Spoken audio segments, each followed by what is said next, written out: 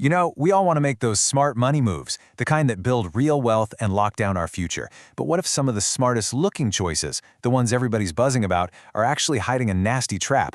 Well, today, we're going to pull back the curtain and uncover the unseen risks that might be lurking in your own financial life. Okay, so let's jump right in.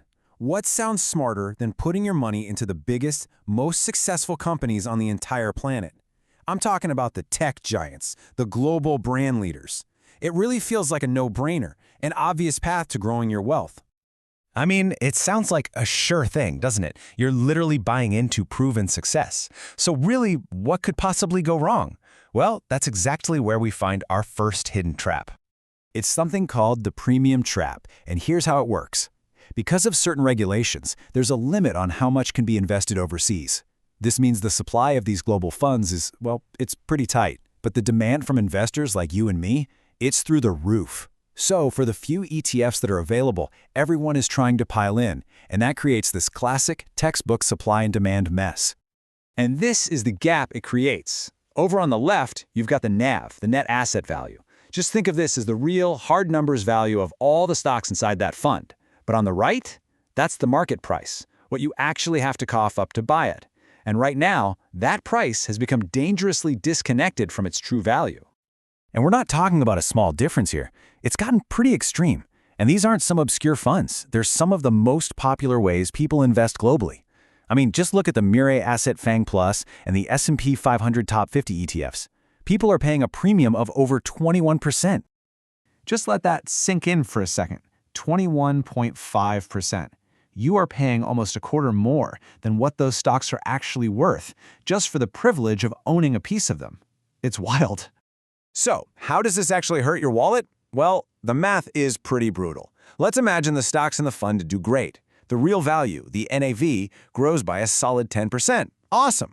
But if that 20% premium you paid at the start completely disappears by the time you go to sell, you don't make 10%.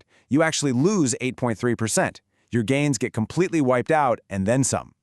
Now, this whole idea of paying a huge, often unseen premium, believe me, it is not just a stock market thing.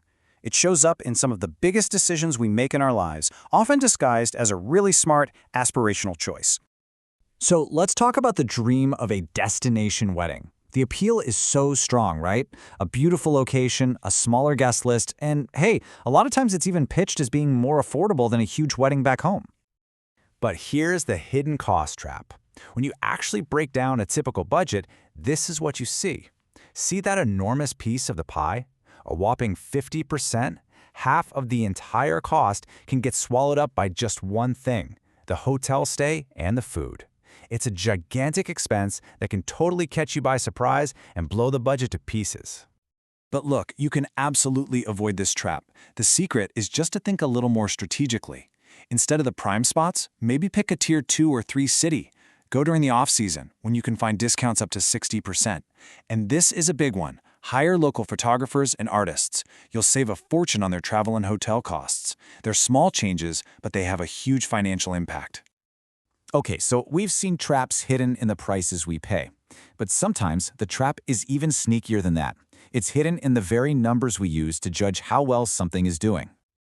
And this brings us to a concept we all probably learned in school but is so important in finance: mean versus median. The mean, that's your simple average, but it's super easy to distort with a few really high or low numbers. The median, on the other hand, is the number smack dab in the middle. It tells you what the typical experience actually was, protecting you from those wild outliers. Now let's look at a real-world example from the BSE Sensex. Over one particular period, the mean, the average, monthly return was a positive 0.49%. Okay, not amazing, but hey, it's a gain. But look at this. The median return was actually negative 0.12%. This is what's known as the positive skew deception. What actually happened was that a couple of really good months pulled the entire average up. This painted a misleading picture of positive performance, when in reality, for more than half the months, the market was actually down. The average return was not the typical experience at all. And that matters because it sets totally false expectations for how your own portfolio should be doing. So with all these traps out there, hidden premiums, hidden costs, hidden tricks in the data, how do we build a financial life that's actually resilient?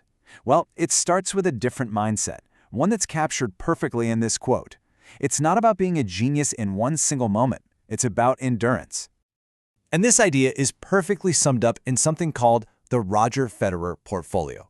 See, Federer was never number one in any single skill. He didn't have the fastest serve or the most powerful forehand.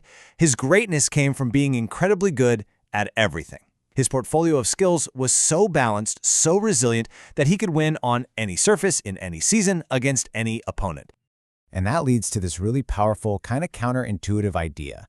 When it comes to investing, the goal isn't to be exceptional all the time. The goal is to be strategically mediocre. I know, that sounds totally wrong, but just look at the data. A portfolio that's 100% in stocks is, yeah, highly volatile, though it does capture 100% of the market's gains. But now look at a diversified portfolio. It has 35% lower volatility, which means a much smoother, less stressful ride, and it still captures 97% of the returns. So think about what this means. You're giving up a tiny, tiny fraction of the potential upside to protect yourself from a massive amount of the downside. You're trading the thrill of trying to win every single race for the ability to stay in the game and finish every season year after year. So I guess that brings us to the final, crucial question you have to ask yourself. Are you out there chasing today's hot winner, risking all of these hidden traps? Or are you trying to build a portfolio that, like a true champion, isn't just designed to win, but is designed to last?